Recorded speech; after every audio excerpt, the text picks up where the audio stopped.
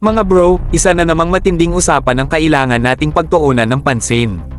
Si House Speaker Martin Romualdez, dapat lang na maunawaan na ang pagtaas ng presensya sa West Philippine Sea ay nangangahulugang mas maraming barko at air assets ang dapat i-deploy.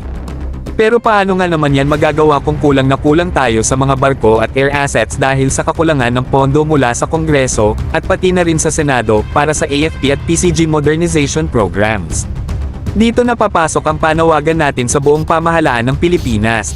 Matagal na nating sinasabi na dapat ay mag-isip sila ng out-of-the-box solutions para tugunan ang problemang ito, dahil inasahan na natin na darating ang panahon na kakailanganin natin na magmobiliso ng ating mga assets para ipagtanggol ang ating teritoryo. Ang hinaharap ay ngayon na, mga bro, at hindi na pwede ang palaging pauli. Kabilang sa mga solusyon na dapat bigyan ng pansin ay ang pagtaas ng pondo para sa pagbili ng mga assets, pati na rin ang pag-recruit at pagsasanay ng mas maraming sundalo at mandaragat, at ang pagpapabuti at pagpapanatili ng mga kasalukuyang assets natin.